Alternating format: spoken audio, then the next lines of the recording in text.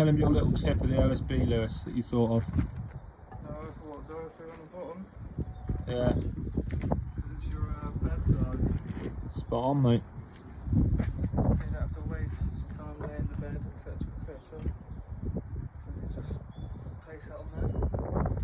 Put the block on top, knock it out. Job done. Job done. That, mate. Like Probably want a bit more than that, wouldn't you? If it goes in there loose, it won't key it. I thought it'll collapse. It has to be in there tight, so make sure you've got 2 FDL joints on it, like, yeah? That line's in the way, just pull the line off.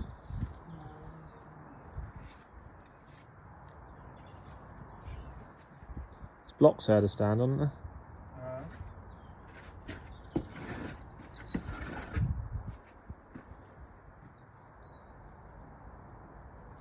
As you go down, just before it hits the bottom, you want to make sure that's clear of the former. Yeah?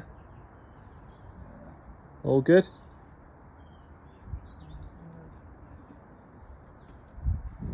Right, now grab your podger and podge in the top so it pushes it down into the joint, just to be 100% on it.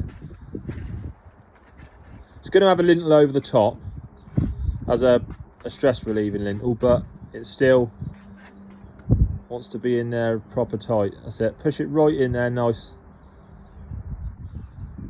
The key one, don't worry about that one. That one's in tight. The next joint next to it. That one, yeah. That's it. And then you can podge the muck into that and you're all done. Hampered again with the weather today, but it's left very well poised for tomorrow. It's gonna look fucking spot on.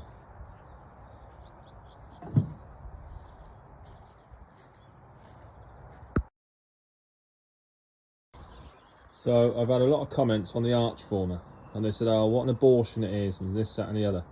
Well, here look, you're fully exposed with the weather, and the wind blows like mad. So the holes to let the wind through, because obviously in its current state when you've just done it, it's very weak until it's gone off and so forth. And the slits, these slits, are so that you can unscrew this bottom half, pull it up and take it out without having to smack it around, and then you can put it back in its same place for the outside. So it's prior preparation. It's not rough workmanship like I've had all night. Just goes to show the stupidity of people, doesn't it? There's always a reason for things. So this oval is literally a 3-centred arch upside down, and then obviously with a 3-centred arch going over the top gives you an oval shape. So therefore you've got 3 centres to work from, hence why you've got the contraption obviously with your top centre point, which does the bottom part of it, and then you've got your 2 centres which obviously then circles. You can see in the centre of that runs a centre, and then that runs a centre. And if you put, with the trammel that you've got, if you put a line in behind it, you can pull the line, and then each one you can put into the line to make sure you're still square with the line of each voice wire. So yeah, it's coming on nicely. Scaffold's here Wednesday, and I'm going to do this end first to get this one. So when you set out an arch, bullseye, any kind of arch, or like this oval for argument's sake, if you've got a skin in the back and a skin in the front, your centre points, you have to be exactly the same.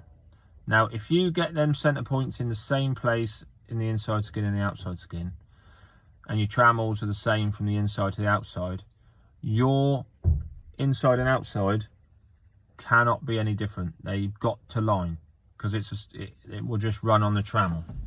So when I set out the oval in the inside, I had a centre point and all the rest of it on both sides. Had the arch former in after I'd done the bottom half, put it in, done the blocks over the top with Lewis. So then on the outside, my centre line was taken from the outside, obviously to make it work brickwork, and then transferred to the inside. Then my height was transferred from the brickwork to the inside, and so on and so forth, so that the brick course would run.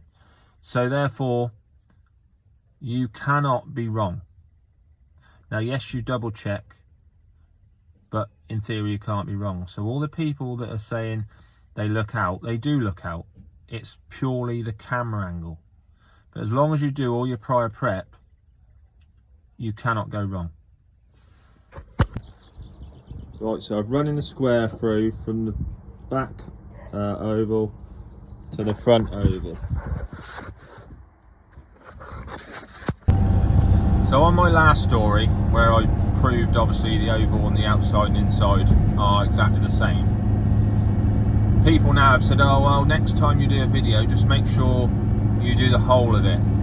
Well, you can, there's no way possible, because the radial point on all of them, you're never going to align unless you've got your camera taped on the end of your trammel on each centre. You can't align it to show that, because even if you were off to the left, the right would look wrong, and if you're off to the right, the left would look wrong. It just goes without saying.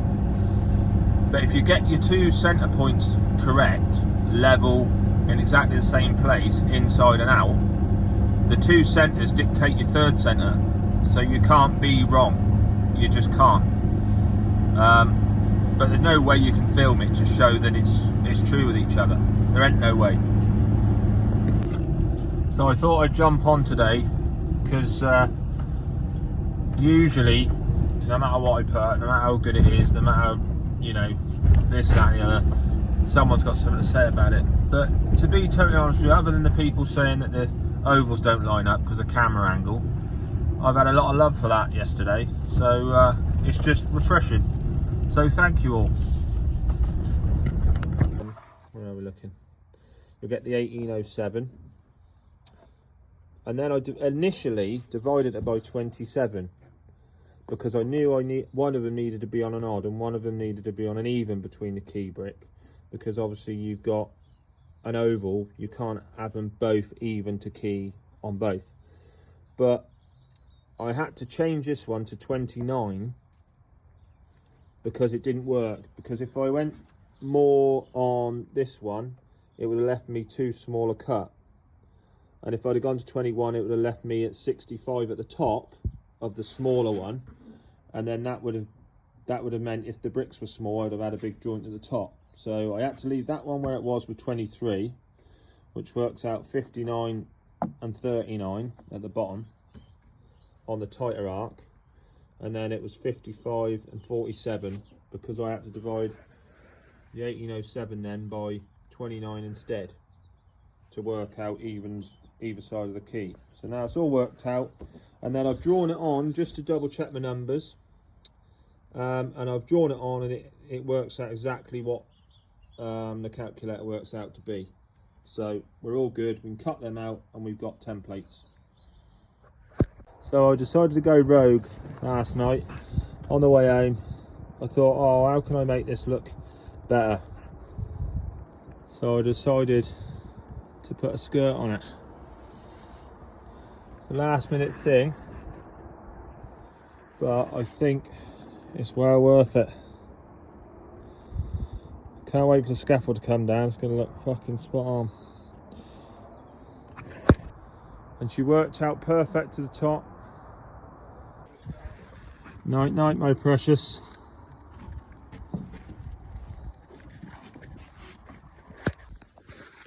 So in my reel, I said it worked out perfect at the top.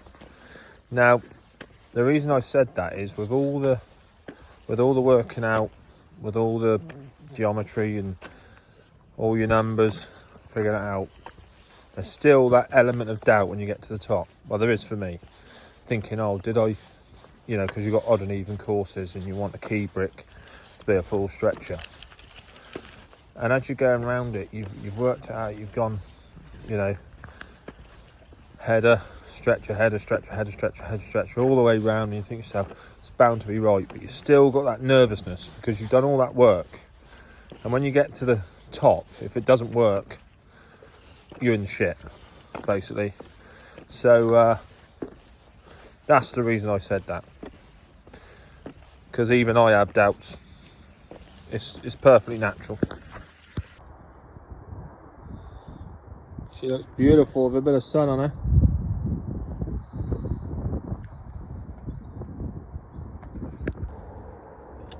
So the other day I built this oval, and I put a label course on the top of it. But I just wanted to explain how I get my centres now the form is in, because I was stuck in the moment and I didn't. So you've got a centre on this centre there and there, and what you do is you put a trammel on like that, and obviously you can see that's from centre to centre. And if you swing it down and you go both ways, you'll find a centre, which you can see down there, you see the screw. And then obviously I had a string on it originally in behind, so that it would give me the line of the voussoirs. This is one of my favourite details. I've done it years ago because someone asked me to do it. And whenever someone says, oh, what do you think? What do you reckon we ought to put on there? And I've got sort of free license, I always choose this one because it's my favourite one. I mean, it does work better if you have a different colour brick in the inset, because with these darker ones, if you stand back, unless the light's shining on it and you get the shade on the one side, you can't always see it as well, but it does look nice when it's finished. So anybody that's watched any of my videos, any of my bricklaying videos, they know I'm a cut and roller. Now, there's good reason for this. Now, as you can see, obviously I'm cutting it from a fresh pile, but you can see the front of my board is clear. So what that gives you is, it gives you a cleaner working environment, because you're not going to drop as much, because it's not going to come off the front of the board. And not only that, I'm always going into a fresh pile of muck. Now, when Lewis comes and tops my board up in a minute, where I've used it from the front, all I'll do is scunt the muck forward, and then fresh will go on the back. So I've always got fresh muck. And I'm not going to be one of these ones where you've got sort of crusty muck around the outsides, because it just makes hard work of it. Now, when I cut and roll it, I roll the muck. I've got a sausage on there for argument's sake, and I can know I'm going to roll it out for say 2.5, sometimes even 3 bricks if I get a nice trowel. And that will give me 3 bricks on a nice comfortable bed, where, as you can see, I lay it, swipe, done, next brick. It makes life so much easier. And I'm not saying any of the other ways aren't effective ways, I'm just saying this is why I do it, and this is why I find it effective. Now, this is a good rate of laying. It doesn't look fast because it's effortless. I don't need to do it fast, because everything I do, you can see that it's comfortable when I haven't got to work at it. But this is going to give you well over 1,000 bricks a day on a good run. 1,200 maybe. Not about it for a Tuesday. Come back tomorrow and do some more.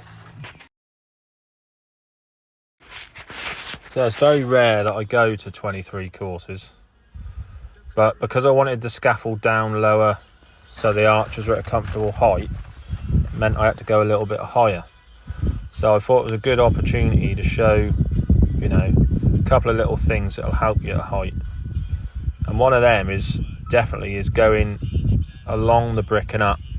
And I know it seems unorthodox, but as you can see, it's clean and it fills the joint, you know, because if you go across it, you're either going to drag it and mark, or you're going to have holes in your joint. This prevents that.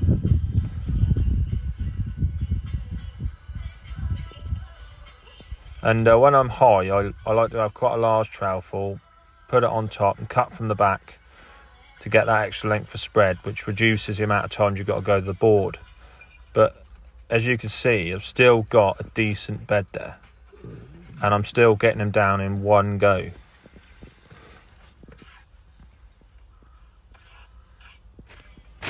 What you'll find at height as well is that you'll tend to pull a little bit. You know, with experience, you'll counteract that, because you'll be able to see it with your eyes. Now, by virtue of going across, you can actually get a good eyesight on it at the same time, because your blade's running along it and you can see if it's hanging. So there's one thing I can't understand, right? So you put a video up of an alternative method or a tip or whatever, same as various different other brickies or tradies or whatever. And you do that so that there's, you know, a bit, well, in my mind I do that so there's some alternative ideas out there that young lads can pick and choose what they want. Same in the sense of, if you go into a shop and buy a pair of jeans or something, there's different colours, different styles, different length sizes, and you pick what suits you. And it's the same with tips and techniques. Have a look at it, try it. Don't like it, don't do it. But the results are in front of their eyes.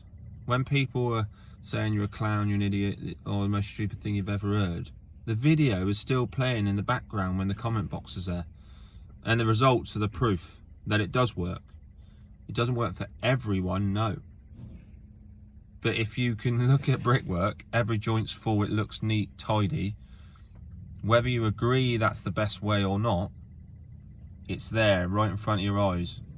You know, you can't argue, yet people do, and it's ridiculous. Of use. So easy, anyone can invest. Your mum, your nan, a nan, a nan's nan, a nan's nan's mum, and my neighbour on, Dom.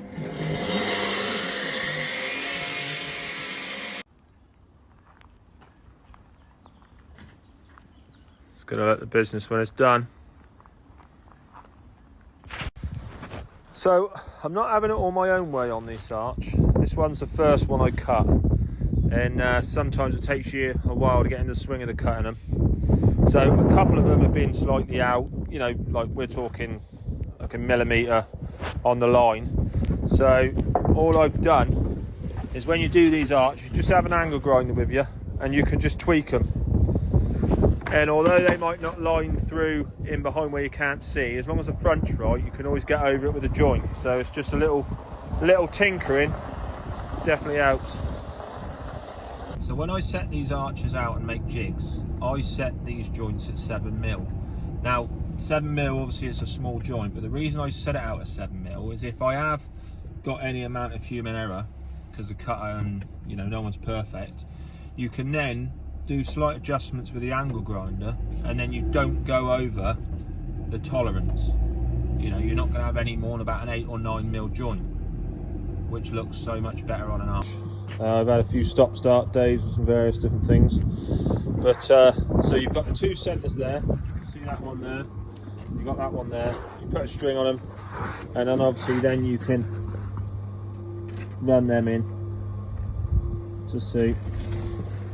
And then if you use these two centres and you get a trammel the length in between the two centres and swing it down either way, and then what you'll be left with is a cross down the bottom where you put your screw in, and that'll be your third centre.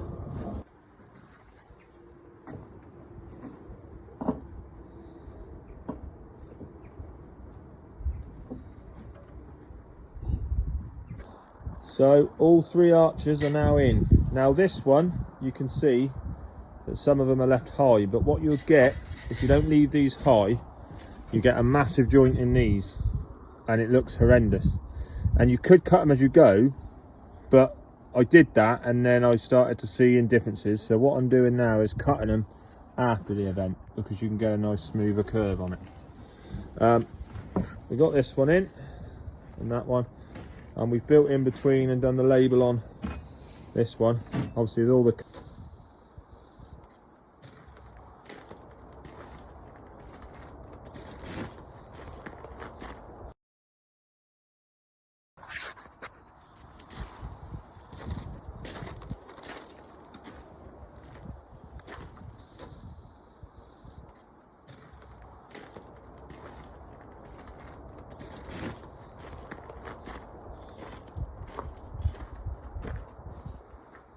I set these arches out on the ground with Adam, AM Brickwork. I set them out, and they were going to be 17mm high of the line. Well, as you can see, they run over really well. But how did I do it? Any ideas? And I did not gauge the brickwork. The brickwork is absolute dead on 75 gauge. This arch was 17mm high of brick gauge. by virtue of how wide it is with the geometry. Now there would have been some way of making the arch former work, flat on the top, whatever, but rather that, what I did, I lowered it down by 5mm this side on the arch former.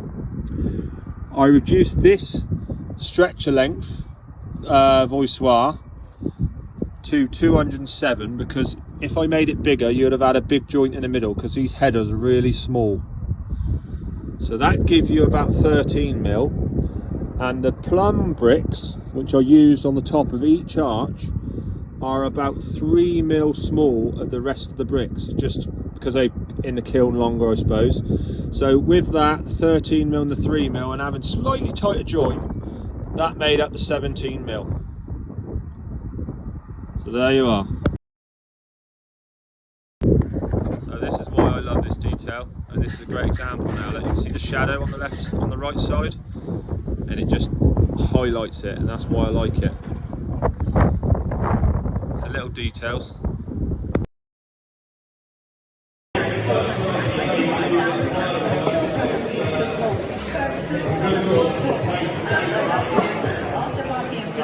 Somebody is getting that phone call. Please let it be your turn. You have to be in the door. It comes to get it. £450,000 up the ground. It's not too late. Cash to 64, 100. Take the 250 plus the great. One phone call. You also enter lakehistory.com. That was 250. Or maybe you want to ring up 0330 880 Call the charge at the standard rate. You have to be over all the rules of the Fair Network competition on our website. Now, round to 28 5 p.m. Don't ask us to watch next to that or phone call. If you get it, you just have to answer. Like Andrew did last week. £450,000 you leave our account immediately after the call. So, you know what to do. Get in the draw right now. Cash to 64 100. £450,000 straight into your bank account. No joke. No drill. Do it now. There are a few previous information as well from last year. Of course, the European Gaming was never to it's like growing at 73 so far as well. So, yeah, good on that one. A little bit stronger. And I shout you out along with your favourite old school anthems.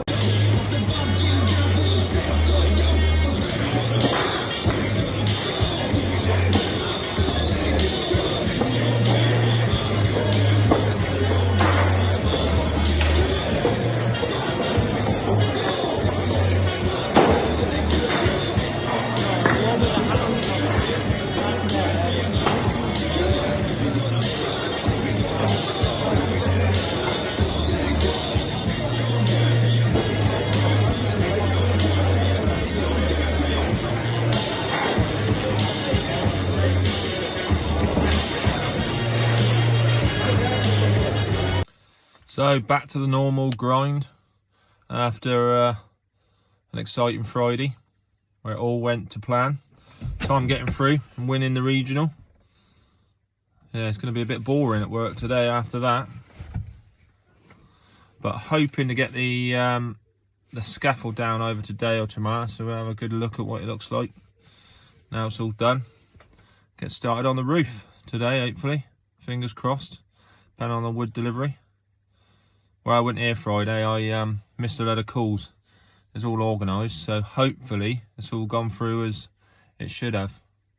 But we will see when we get there. Could be a typical Monday, yeah? Who knows?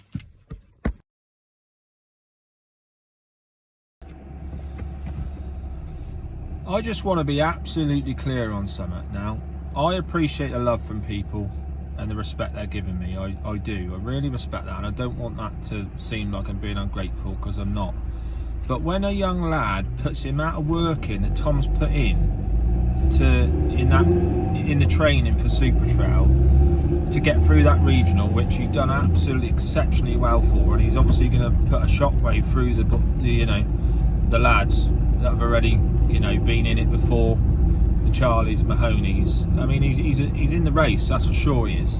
Now, he ain't got there by pure chance. He's fucking worked his ass off. He's sacrificed time of his family. He's put all the hours in. He's built corners of evenings. He's put walls up, took walls down in his free time whenever he can. I mean, you just got to respect that. So me helping him, don't put shade on me, does it? I'll tell you what, he looks fucking weak. He looks like a little skinny runt, but I'll tell you what, he's fucking powerful. Look at that. He's got that up on his own. He lifted it on his dick.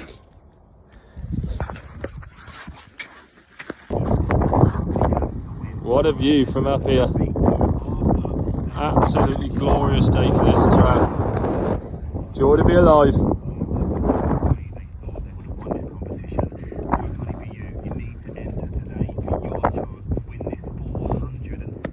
Yeah. Critique your work for me and tell me what you think went well and what you think you could do better. Well, I've done better on my joints than usual, and to do better, I think I'm the best bricker about. Is that what you reckon? Well, let's put it to a vote. Yeah, we'll get there.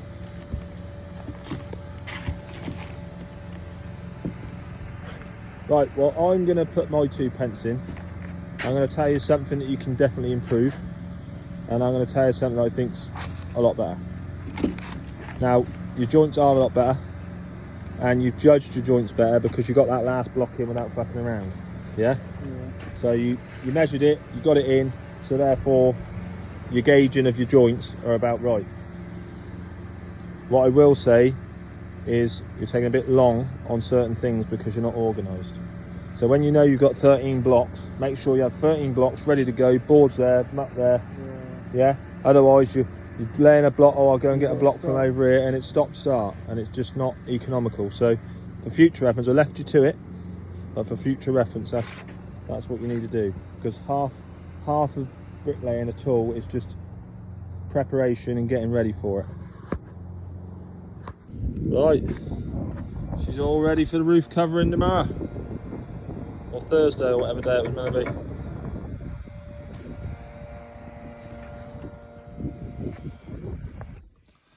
So I get a lot of messages from people wanting to know how to set out this and set out that and do this and do that, and I don't mind that at all. I don't mind giving you tips. I don't mind doing little videos so that you can work it out yourself. But when I get inquiries and you basically want me to do it for you, then that does, you know, you're not gaining anything.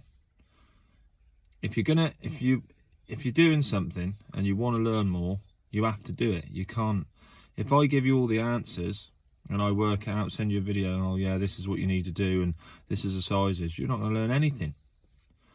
It's wasted. I can show you how to get to that point, to get the numbers you need, but I will not do videos and give you all the answers, because there ain't nothing gained from that.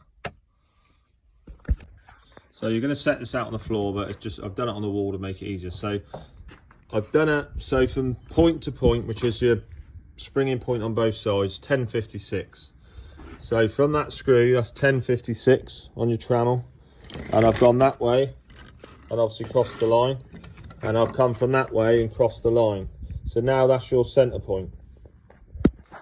So now you've got your springing line, and you know your arch is 300 wide. Right, you've done your crossover at the bottom to find your centre point, which then you've got a string on that you can pull round. Then you cut through the centre point with where your trammel started, and that'll give you your 60 degree skew back on both sides, yeah? So then once you've got that, you can draw that on. Yeah. Cool. So with your 10mm joint on the end there and there, and you know you need to start with a stretcher there, and you want a half against there, so you know that's an even number up to the key on both sides. If you get this side done, that is just a butterfly wing. So whenever you make your templates for this side, you just turn them over and that'll be the other side, yeah? So what we've got then is we've got 1036 left, because you've got the 10mm and the 10mm off the 1056, so you've got 1036. 1036, so you're either going to go 21 or 25. Because you're using a standard metric brick, at the top they're going to be wider, I would go 25. So if you're going 25, it's 25, 25, so it's 12 each side. So what you should have is 12. So 1036 divided by 25 will give you 41 point something. So if you go 12 times 20, 41, just to double check the maths, 492. But there was a fraction, so you're probably going to have about 493 or something like that. Yeah, you got 496. So you're gonna have 4 mil you've got to lose over them, but you can't cut that to a point of a mil. So ignore that. So what you do then is you set your 41s, yeah? So 41, 41, and then you know your joint is on the right hand side as you're coming through. So then you can mark your joint on. So in essence, that will be 31, yeah? And then what you'll need to do, because you're using a metric brick, if it was a rubber brick, it'd be 30 mil longer. You need to set this one, so the point of the brick there is at the bottom, and then so that point there and that point there is your governing points, yeah? So I've marked that there, and that is the maximum you can have for your stretcher length, yeah? So that's obviously gonna hit one, miss one, hit one, miss one, yeah? So in essence, you'd mark that through, doing this very roughly, you'd mark that through, and then that would be your stretcher length. Now obviously what you're going to have to do is come down half of this, so whatever half of that length is, you come down there, and you're going to have a closure in there, yeah? And then you're going to have that length coming from there, header length and closure length, and they're going to do that all the way through. But if you get that set out on this half, that half is already done, yeah?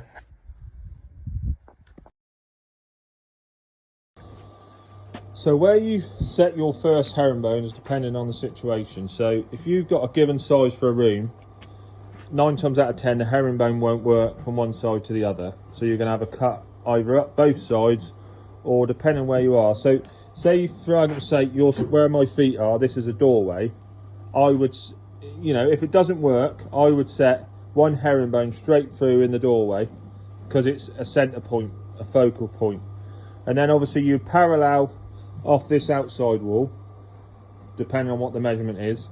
So I just randomly stuck a measurement. This is 1260, and then depending on the brick, again, this is a standard metric brick. So what you need to do is set one line, and then if you get a batten and you set it so that every second peak you have a line going through. So for this case, this is 260. Yeah, this is 260 between the 2 points. So what I would then do is set one at 520, and I'd also set up a dead man, a concrete block, because it'd hold, but I haven't got concrete blocks here, and put a 6mm window packer underneath your wall block, and a 6mm packer there. And then for your height, you can leave the line in, and then you can just put a blue packer under the line, because it's 1mm smaller than the red packer. And then as long as that's to the line, then you've got a point of reference for level as well. If you set them 2 points, level, so that'll give you, look, you can just bed it to suit, tap it down, and as long as that blue packer just goes beneath the line, then obviously you've got a reference for gauge. So what I would do now is get a piece of batten, and obviously depending on what your cut is on the end, you might need to just leave a bit on to your first one and then start gauging. But as you can see, look, you gauge it, see the marks, and then you can just set that to the line. But once you've got a gauge rod going from left to right, you can also do it the other way, because it'll work exactly the same the other way as well, once you've got your first one set off the wall. So then you can gauge your lines. Now I would line it going straight through the room, but then I would gauge going the other way with a batten, just to keep aligned with what you got. And also I'll quickly show you the quickest way of starting off at the bottom. So to get your first part set out, as in, you know, going across there, if you've got a straight line, you put 3 bricks together with the given joints, 10mm, you know, if the brick's metric, and then you mark 10mm up off the corner, yeah, mark that, and if you cut all the way through all them three and you keep them nice and square and straight, all the cuts will be used and you'll make 2 of them. So if you think of it, you'll have this one, but that'll flip up, so that'll go there, and then that one will go in there, so you'll have that corner set, and then these 3 will make up another one, so that'll give you two start-offs. How about this then, right? I get a phone call about lunchtime from a person, and she said how she's got a complicated build. She's got 4 arches that she wants doing on an orangery. She goes to me, she said, I've had another builder look at it. She said he didn't feel confident that he could cut them himself, so he said he'd be better off getting them cut, or I would. She said, I've looked into it, and she said it's going to cost me £36,000 to get them made. And she said if I'd have known that, I'd have had something designed differently. I said, well, that sounds a lot. I said, I'm not going to lie. I said, they are expensive, it does sound a lot. I said, how big are the arches? She said, oh, they're big. I said, well, they must be bloody big to be £36,000. She said, oh, they're 4-metre semicircles, and there's 4 of them. I said, that building's massive then. I said, that's 16 metres just on the arches alone. And she said, oh yeah, she said, it is big. She said, could you come and have a look at it? I said, well, yeah, of course I can. I said, I'd be delighted to. I said, oh, when are you busy? I said, are you about the weekend? She goes, oh no, I need a price by Friday. Would you be able to make it sooner? I said, do you want a price by Friday? I said, that's not going to happen. I said, if I looked at it and got it all sorted, I said, you're not going to have a price for a fortnight. She goes, oh, well, I've got to go and see a mortgage advisor. I need to know how much it is to sort of budget out. I'm like, Christ almighty. You want a price by Friday? Yeah, of course I can do that. Yeah, good luck with that. How about this for sod's law then? In the last 2 weeks, I've been sent drawings for some really dream jobs. Like there was one on Brighton Promenade, but Brighton's too far for me. Gauge brickwork, and it's all going to be televised. Another brickie on here put me forward for it, Matt. And then today there was one in Buckinghamshire. It was all Flemish bond brickwork with diapers in the gables and arches on the gable end. Lovely job again, too far. And the other day there was a job, it was another English bond garden wall with different sweeps. Wanted a bullseye put in it that you could walk through in the wall. That was in Kent. I live in the wrong place, I think. I'd have had a whole year's worth of work, of glorious work. Do you know what? I get home today, I check my email, and I've got an email from a developer that I've done work for years. I mean, we're talking 10 years I've been working for them. They know exactly what they're getting with me. Anyway, she got 2 other quotes, as she always does, and I normally come somewhere right, and she goes with me because she knows what she's getting. Right? I don't barter. I never go lower or anything like that. If I give her a competitive price, So she's come back to me. She's given me a snotty email, making out that I have taken advantage of the fact of our history and working together. And I said, well, okay, well, if you think that, I said, well, the other prices, have they come in dramatically cheaper then? She said, yeah. I said, well, what are we talking? And she said, oh, I don't know what percentage. I said, well, tell me how many thousand. She said, oh, it's £700, one of them. It's £700 cheaper than you. And the other one's £3,500 cheaper than you. I said, on a £160,000 project, I said, that's not that much. She said, £3,000 a lot of money. That could buy me a front door and a bifold. I said, well, okay, but I said, who is it? I said, have you worked with them before? She goes, well, no, I haven't. I've only worked with you in the last 10 years. I said, well, you know what you're getting with me. I'll tell you what, I think we're in for some funny times ahead. So I've just had confirmation from a client I'm meant to be working for in 2 weeks' time that the job is now no longer going ahead. They've cut the budget on the job, and you know, the walls that I was going to be doing for them, the curved radius walls, are now not going to be done. They're just going to be battered banks, budgets run over or whatever. And then I've had a bit of a shit start really. I've had this good job, but just after Christmas, 3 months work fell through. And then this one come in coincidentally, which worked out quite well. And then there was that project manager that I've been working for 10 years. That's not going ahead now, so that's fucking near on 8 months work. In a month's time that was meant to start, because obviously I put my eggs in the basket thinking that it was mine.